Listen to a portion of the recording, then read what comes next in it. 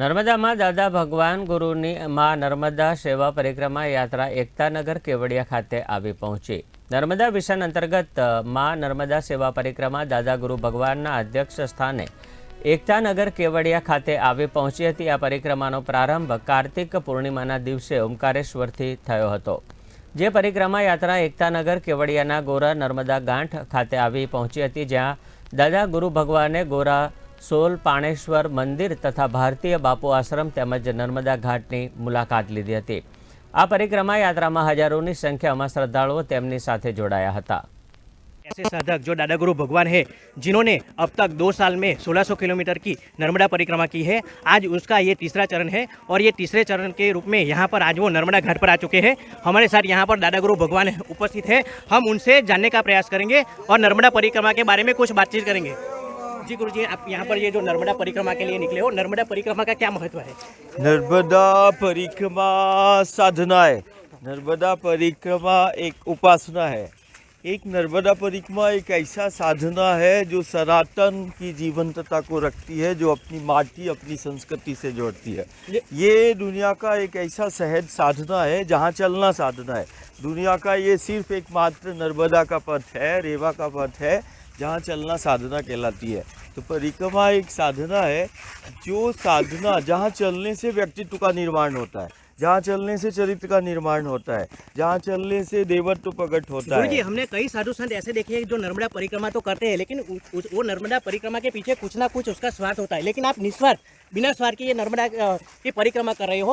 और हमारे जीवन में पेड़ और पानी का भी बहुत महत्व है, और पेड़ और पहाड़ों को लेकर क्या कहेंगे? नर्मदा मैया का परिक्रमा मैंने बताया एक ऐसी साधना है जो सनातन संस्कृति से जोड़ती है, माटी से जोड़ती है, इन पेड़ पहाड़ों से जोड़ती है। तो नर्मदा परिक्रमा मैंने कहा कि एक ऐसी साधना है जो माटी की समर्थता को बताती है, सनातन हिंदू संस्कृति की जीवंतता को बताती है। और कहीं ना कहीं जब वर्तमान समय में चारों तरफ भीषण संक्रमण और आपदा का दौर चल रहा है, तो कहीं ना कहीं नर्मदा परिक्रमा एक ऐसी साधना है जो प्रकृति पर केंद्रित जीवन शैली, व्यवस्था और विकास, और कहीं ना कहीं हमारा संबंध इस धरा से है।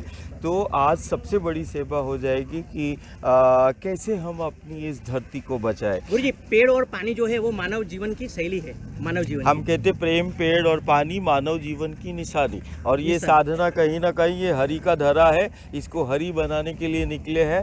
नर्मदा का दुनिया के लिए ये नदी है, हमारे लिए भगवती है। दुनिया के लिए बहता हुआ पानी है, हमारे लिए भवानी है। और कहीं ना कहीं नर्मदा पर केंद्रित हमारा जीवन, हमारी व्यवस्था है, हमारा धर्म है, हमारा कर्म है। और अविरल हो नर्मदा, निर्मल हो नर्मदा। और सिर्फ नर्मदा ही नहीं, हम नर्मदा के तट पर चल रहे, लेकिन ये गंगा, यमुना, गोदावरी, देश का समस्त उन जीवन शक्ति, जीवन धारा के लिए ये साधन गुरु, ये आपका तीसरा चरण है और आप केवल जल पर ही अपना नहीं, अब जल पर नहीं, अब वायु पर चल रहे हैं। नर्मदा परिक्रमा को लेकर कुछ संदेश देना चाहोगे आप? नर्मदा मैया का परिक्रमा, जैसे हमने बार बार हम बोलते हैं, ये साधना है, एक ऐसी साधना जहाँ चलना साधना है। ये साधना चरित्र का निर्माण करती है, एक ये साधना व्यक्तित्व का निर्माण करती है। ये नर्मदा मैया की परिक्रमा साधना ये देवत्व को प्रकट करती है, ये जाति पाति का भेदभाव मिटाती है और समाज की एकता अखंडता का सूत्रपात करती है। ये साधना कहीं ना कहीं हमारी जो भारतीय सनातन हिंदू संस्कृति है, इसको वैश्विक स्तर पर स्थापित करने का ये हमारा महासंकल्प है।